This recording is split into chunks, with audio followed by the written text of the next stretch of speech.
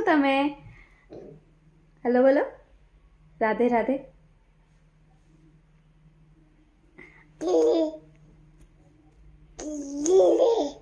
राधे राधे कर रहे हैं आप सभी को।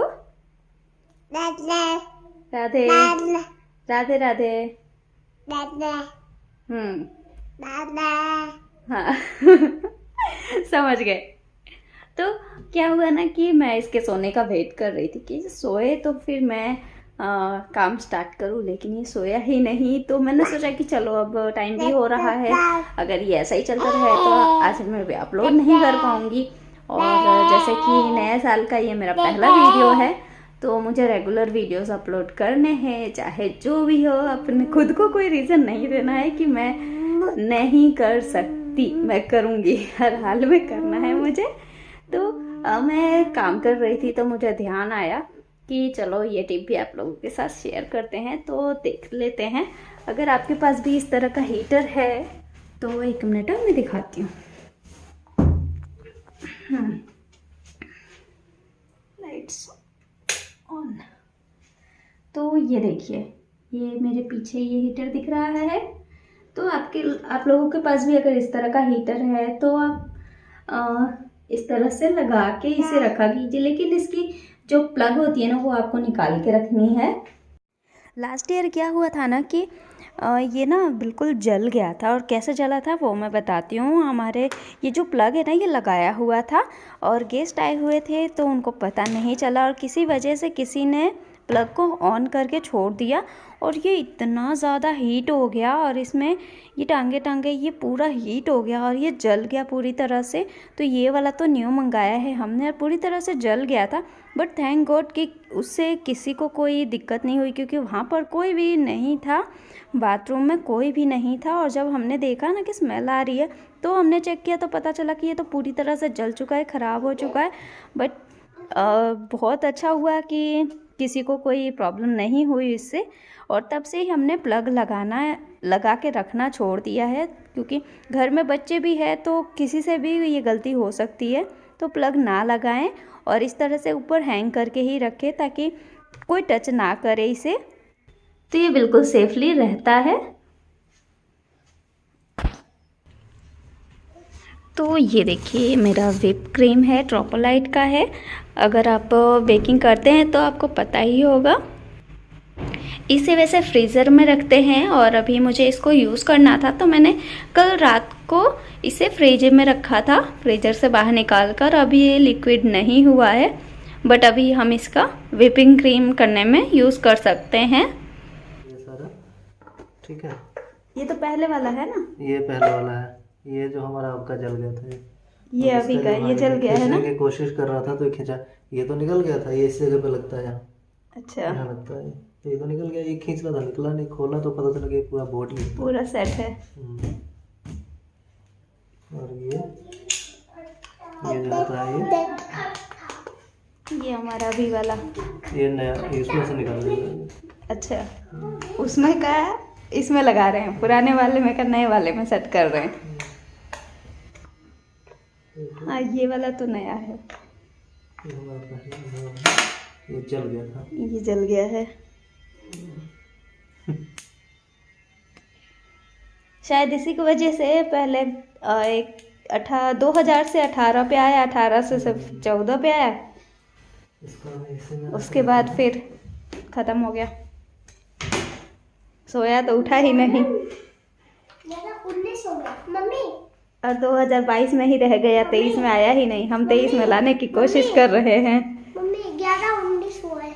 11-19 का देखते हैं 2023 में आ पाता है या नहीं।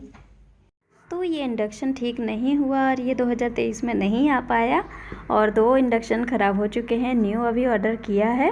अगर आप भी किचन स्लैब पे रोटी बनाते हैं तो आप इस तरह का शीट यूज़ कर सकते हैं। ये आप देख सकते हैं, ये जो डाइनिंग टेबल पे शीट यूज़ होता है ना, ये वही वाला है। क्योंकि यहाँ पे मेरे घर में डाइनिंग टेबल तो नहीं है, मैं यहाँ पर ये शीट यूज़ करती हूँ रोटी बनाने के लिए। बहुत ही अच्छी इस पर रोटी बनकर तैयार होती है।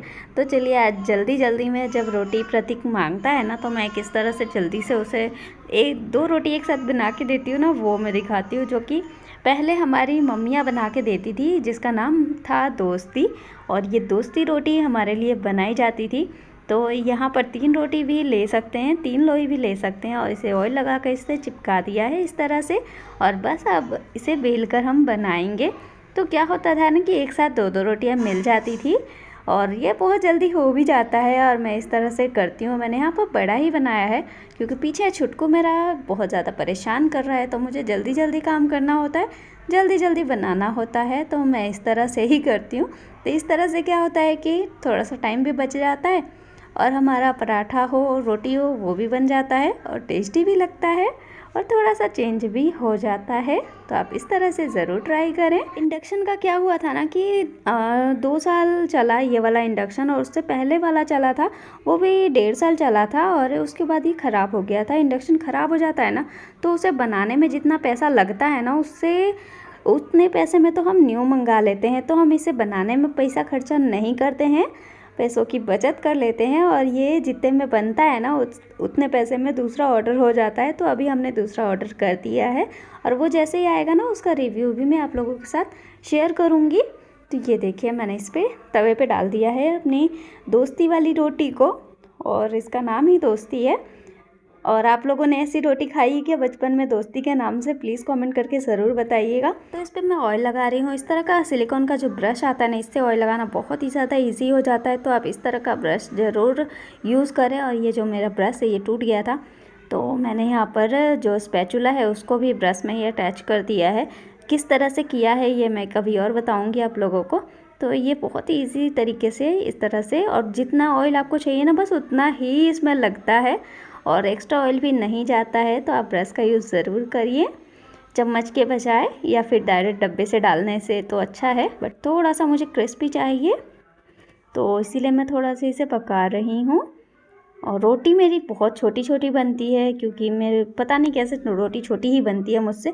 बट अभी जल्दबाजी में मैं इस तरह से बड़ी बना रही हूँ, क्योंकि मुझे वीडियो भी बनानी थी और मेरा बाबू भी परेशान कर रहा था, तो मैं ऐसे ही बनाती हूँ। और आप जल्दबाजी में इस तरह से ज़रूर बनाएं।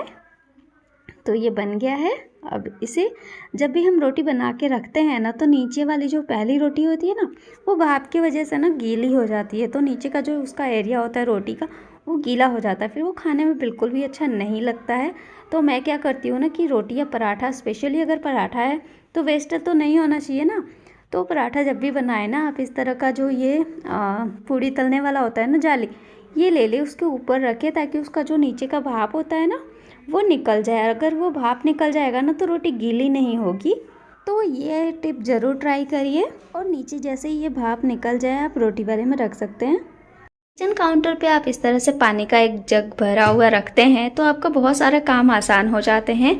अगर आपको पानी कुकिंग करते टाइम पानी की ज़रूरत है तो आपको ना ही पानी के लिए दूसरा बर्तन उठाने की ज़रूरत पड़ेगी, ना ही आपको पानी भरना पड़ेगा। आप डायरेक्ट इस पानी का यूज़ कर सकते हैं। और हाँ, किचन में आपके 24 घंटे एक पानी का भरा हुआ बर्तन ज़रूर होना चाहिए। ये वास्तु के लिए भी अच्छा होता है, हमारे किचन के लिए भी अच्छा होता है, और उस पानी का हम यूज़ भी कर लेते हैं, हमारा टाइम भी बचता है, और बहुत सारे काम हमारे आसान हो जाते हैं। तो ये टिप ज़रूर ट्राई करिए। आज के लिए बस इतना ही। अगर वीडियो अच्छी लगी हो तो प्लीज़ एक लाइक ज़रूर कर दीजिएगा, वीडियो को शेयर भी करिएगा। एंड अभी के लिए बस इतना ही, एंड थैंक्स फॉर वॉचिंग। हाँ हाँ, ये भी बोल रहे हैं।